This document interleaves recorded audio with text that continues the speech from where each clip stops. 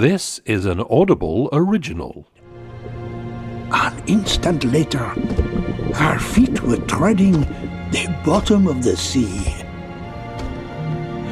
The sun, though I could hardly believe it, was lighting up the seafloor, even 30 feet beneath the surface of the ocean. I could easily distinguish objects 100 meters away.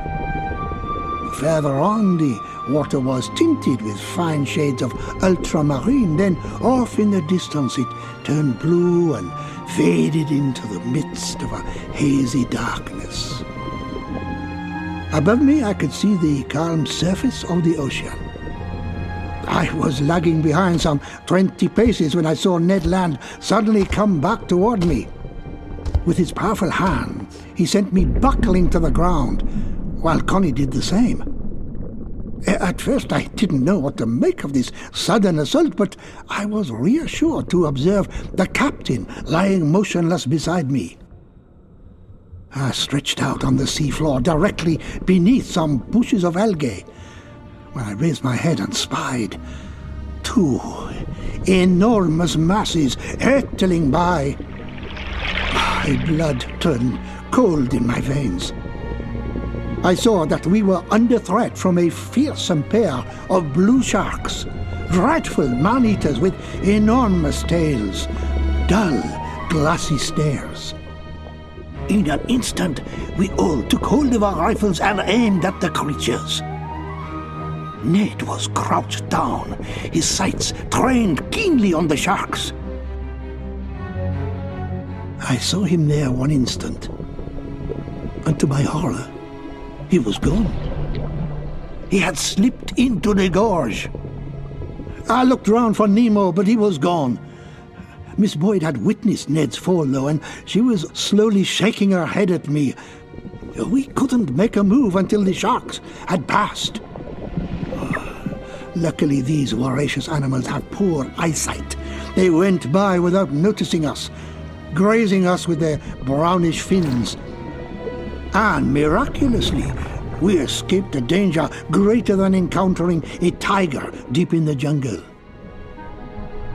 Suddenly, the Nautilus swung around and Nemo was before us again, gesturing for us to get in. I protested, pointing the spot where Ned had fallen, but Nemo insisted. Miss Boyd and I reluctantly followed Nemo, and we quickly got aboard again.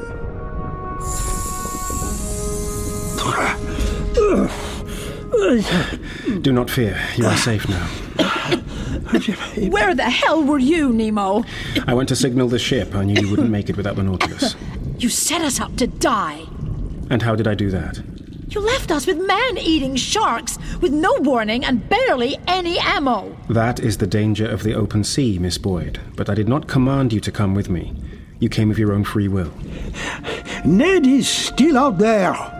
Yes, and I'm sorry for your loss. Our loss? He is not dead. He went over the edge of the cliff. There's no coming back from that.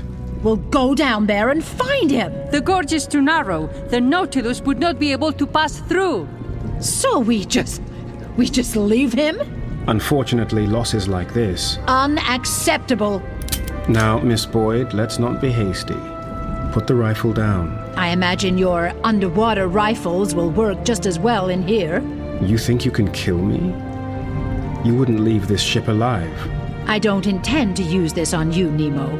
I intend to kill your ship. What? From what I saw of the blueprint, if something happens here, it affects the control room. If I fired a dose of electricity directly into it, for example... There is a chance that it would do nothing. Or...